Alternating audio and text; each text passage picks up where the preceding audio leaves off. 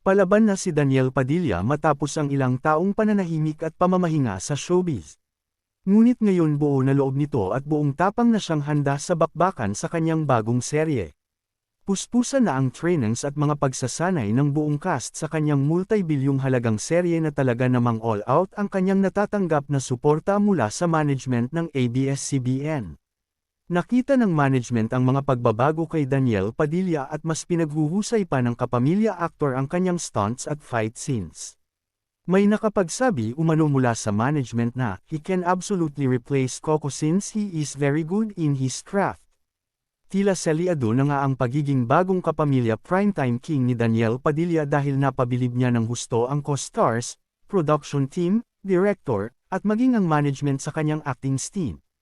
Malaki rin unano ang improvement sa pagbitaw ng mga linya ni Daniel Padilla na tama at madaling maintindihan ang kanyang mga dialogues. Napakainit talaga ng management ng ABS-CBN kay Daniel Padilla ngayon na hindi kailanman ipinadama sa iba. Para bang hari na talaga si Daniel Padilla at mukhang dahil sa kanyang pagpupursage ay handa na daw nitong kabujin si Coco Martin. Ano ba nararamdaman ng management at bakit tila pampered nila ngayon si Daniel Padilla? Dahil ba nararamdaman na rin ba nila ang umano'y paglipat ni Coco Martin sa TV5? Palaban na si Daniel Padilla matapos ang ilang taong pananahimik at pamamahinga sa showbiz. Ngunit ngayon buo na loob nito at buong tapang na siyang handa sa bakbakan sa kanyang bagong serye. Puspusan na ang trainings at mga pagsasanay ng buong cast sa kanyang multi-bilyong halagang serye na talaga namang all-out ang kanyang natatanggap na suporta mula sa management ng ABS-CBN. Nakita ng management ang mga pagbabago kay Daniel Padilla at mas pinaghuhusay pa ng kapamilya actor ang kanyang stunts at fight scenes. May nakapagsabi umano mula sa management na he can absolutely replace Coco since he is very good in his craft. Tila saliado na nga ang pagiging bagong kapamilya primetime king ni Daniel Padilla dahil napabilib niya ng husto ang co-stars, production team, director, at maging ang management sa kanyang acting team. Malaki rin unano ang improvement sa pagbitaw ng mga linya ni Daniel Padilla na tama at madaling maintindihan ang kanyang mga dialogues. Napakainit talaga ng management ng ABS-CBN kay Daniel Padilla ngayon na hindi kailanman ipinadama sa iba.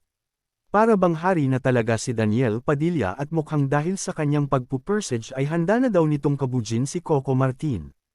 Ano ba nararamdaman ng management at bakit tila pampered nila ngayon si Daniel Padilla? Dahil ba nararamdaman na rin ba nila ang umano'y paglipat ni Coco Martin sa TV5? Palaban na si Daniel Padilla matapos ang ilang taong pananahimik at pamamahinga sa showbiz. Ngunit ngayon buo na loob nito at buong tapang na siyang handa sa bakbakan sa kanyang bagong serye. Puspusan na ang trainings at mga pagsasanay ng buong cast sa kanyang multi-bilyong halagang serye na talaga namang all-out ang kanyang natatanggap na suporta mula sa management ng ABS-CBN. Nakita ng management ang mga pagbabago kay Daniel Padilla at mas pinaghuhusay pa ng kapamilya actor ang kanyang stunts at fight scenes. May nakapagsabi umano mula sa management na he can absolutely replace Coco since he is very good in his craft. Tila saliado na nga ang pagiging bagong kapamilya primetime king ni Daniel Padilla dahil napabilib niya ng husto ang co-stars, production team, director, at maging ang management sa kanyang acting team.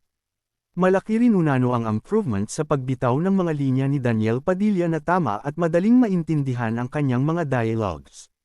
Napakainit talaga ng management ng ABS-CBN kay Daniel Padilla ngayon na hindi kailanman ipinadama sa iba. Para bang hari na talaga si Daniel Padilla at mukhang dahil sa kanyang pagpupursage ay handa na daw nitong kabujin si Coco Martin. Ano ba nararamdaman ng management at bakit tila pampered nila ngayon si Daniel Padilla? Dahil ba nararamdaman na rin ba nila ang umano'y paglipat ni Coco Martin sa TV5? Thank you guys. Thank you for watching. Yan, tulog na si Mingming. Sarap ng tulog ni Mingming guys.